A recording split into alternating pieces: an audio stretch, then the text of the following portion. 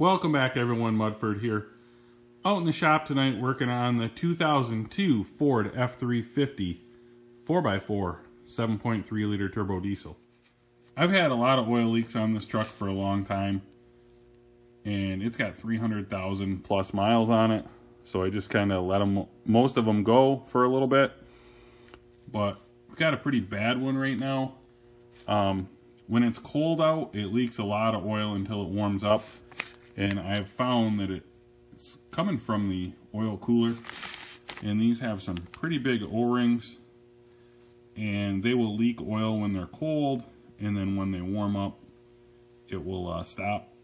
And during the summer months it's not too bad, but when you start up in the winter here in Michigan, it's pretty cold and you leak a lot of oil before the engine gets warm enough to make it seal up again.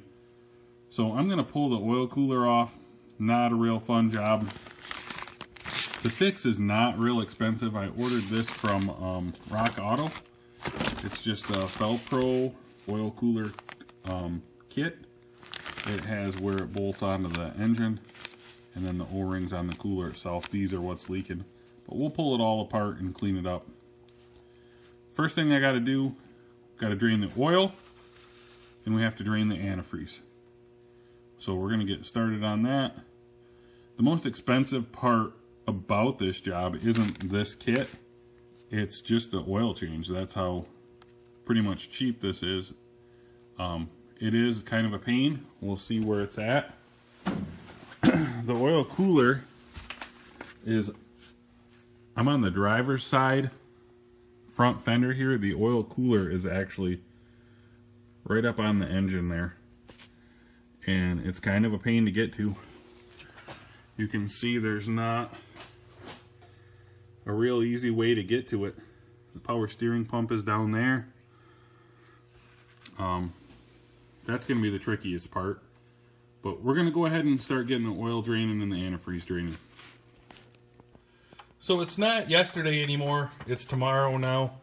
Got the coolant drained on this hog and the oil drained. I don't know how well my cell phone's going to work down here. I just tried using my GoPro and the battery was dead. So you can see there's oil everywhere down here. So right there behind the hose, I don't know if I can even point to it from here. Probably not. Right there, there's two bolts. That's the bottom one, and there's one up higher. They'll hold the front of the oil cooler on. I don't know if you can see the cooler. Let me get back here. Okay, that's the cooler behind that wire there. And it goes to the back. It goes to where the oil filter is. I'll take you back there and show you that. So I have to get these two bolts here off, and it looks like there's a bolt and a nut on the bottom at least. Hopefully the top is not a nut, because it's going to be awful hard to get on the back side of it. But anyway, I need to take those two bolts off, and we'll get to the back and see that. Okay, you can see where that electrical cord goes in. That is for the block heater. I have to remove that and drain. Coolant is going to drain out. And then this is the back side. You can see the cooler, the round part there, going towards the front of the truck away from me. So there's three bolts back here that got to come off, and then this cooler should slide out back here. First I have to get that wire off and get the coolant drained out. I did drain out the radiator, but I'm sure there's still going to be quite a bit in the block. Right behind the lower radiator hose is where the front of this mounts, so I can see the top bolt right there. I don't know if you can. My light fell on the floor. So we've already got the coolant drained, so we're going to go ahead and pull the hose off, and we're going to pull the belt off and get it out of the way, and then we should be able to get to that top bolt fairly easily. So that's what I'm going to do now. The bottom bolt I can reach pretty easily, especially with the hose out of the way. It should be no problem getting that out. Okay, I got the belt and the hose out of the way, and you can see I got that top bolt off. You can get right on that with a 10mm ratcheting wrench and pop it right off. So I already have the backside loose. The backside is really straightforward. So there's three 10mm bolts that hold that on, and they're all fairly easy to get to. Once you have the oil filter off and you pop the block heater wire off, you can get those 3 bolts right off. So we should be able to pull this oil cooler right out from the backside now and have a look at it. You can see it's just grimy down here, oil everywhere, but you can also see the benefits. Look at the drive shaft. It looks like brand new still where the oil was leaking on it. And then as you get up where the oil wasn't leaking on it, it looks really old. Still looks like brand new where it leaked oil though. So the rust prevention was helping a little. You can see there is the back of the oil cooler, and it has slid down as I got the front loose. So we should be able to just pull this right out now. That's what I'm going to do, is just grab it and slide it out over here by the drive shaft. Okay, so here it is out on the ground. What happens is the O-rings get bad and they start leaking here and here. That's kind of what was happening to me. You can see around the bottom it's really bad. So what I'm going to do now is take it apart, clean it all up, and then put new O-rings in it. Maybe even paint this, I don't know, we'll see. Replace the 2 gaskets here and we should be good. Hopefully we won't be leaking quite as much oil. So here's where we're at with the oil cooler. I got it pulled apart, cleaned it out. I cleaned the can't see, there's holes here and here. I think they're underneath right over here maybe. That's where the oil passes through on the shell side of this heat exchanger, and I flushed that with water and then also with brake parts cleaner, a lot of it, and then blew it out with air to get all the moisture out of it. There's a lot of oil sludge in there. And then I cleaned this all up and slapped some paint on the body of it. Here's the gaskets. So these big gaskets here were up here, and that is right here. And so on both ends, that is where it was leaking at, was from these.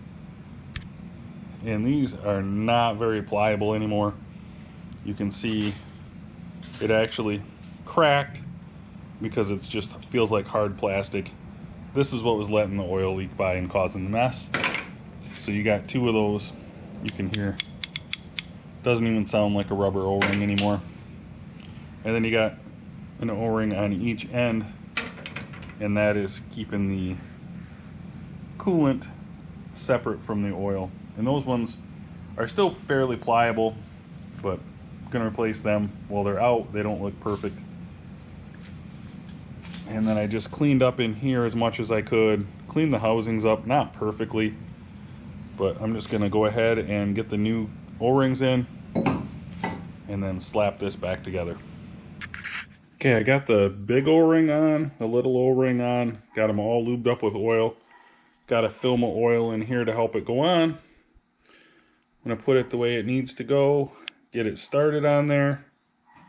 And I've got a little hammer just to give it a little tap. And I'm gonna set the camera down and give it some taps. Well, I kind of struggled to get this back together. What you need to do is get the pin to be somewhere in this groove on this side, and then just line the other side up so that it'll match up on the block. But I could not get it to squeeze together good. What I ended up using was a big clamp, and then I just tapped it with the hammer a little bit. I did lube up the O-rings pretty good, so it should be all set. Now we just got to get this puppy back in place and we'll be ready to go. I've got my gasket surface cleaned up pretty good here. I just used a clean off wheel on a little die grinder. I did the same thing on the engine itself where it's going to mate up. Now I just need to fish this through and slip the gaskets in and get the bolts started. I'm probably not going to be able to take you along for that part because it's very dirty, very dark under there. And I don't have a hoist. I'm doing this on the floor, so it is very difficult to see. I will show you after I get it up in there and get it kind of a couple of the bolts started. But this job isn't incredibly difficult, but I will say it is time consuming with cleaning this cooler up and draining the antifreeze, draining the oil and all that. It is quite a mess and it is time consuming, but I wouldn't say it's terribly difficult. I'll let you know how hard of a time I had with it, if it was difficult to get things lined up or if it was fairly easy. So I got this back together. I'll show you underneath there. Just getting ready to put the new oil filter on. Stopped at Tractor Supply. Not endorsed by them, but got a really good deal on this Rotella T5. Pretty excited about that. And also grabbed a Rotella filter while I was there. And I'm going to go ahead and throw the filter in. I'll kind of show you what I did. Getting the cooler back in was not super difficult. The hardest part was actually getting the first bolt started. I was on a creeper under there. If you had a hoist, it would probably be a little easier, but just laying on the creeper, I got right under the oil cooler, and I was able to get it close to lined up, get the gasket in, and then I turned it a little bit. I started in the back. I thought that would be easier because I had more access there, and I got those 3 bolts started fairly easily, and then I went to the front and started the front 2, and that was super easy. So basically you just get those 3 10mm bolts lined up. I think you can see the gasket. I can see it clearly from here. It's easy to see if the gasket's lined up, and you just got to move the cooler around a little bit until you get it to you just have to move the cooler around a little bit, wiggle it around until you get one of the bolts to start. I was able to get all 3 bolts started fairly easy back here, and then I just went to the front and got the 2 bolts started in the front easily enough. Boy, when you get the radiator hose out of the way and the belt out of the way, you have pretty easy access to that. So I just tightened those all up and then just popped the block heater cord back on, snapped it on there, and I just now threw my oil filter on, and we're ready to throw some oil in this and throw some coolant in. Make sure you get the good coolant for the diesel. It's like Fleet coolant or something you can get if you can't find the Motorcraft stuff.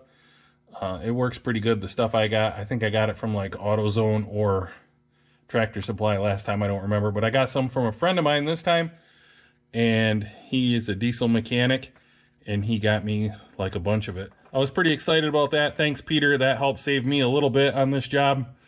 And now, hopefully, we won't have oil spewing out everywhere. So I'm going to go ahead and put some oil in this, some antifreeze in this, and then we'll fire it up.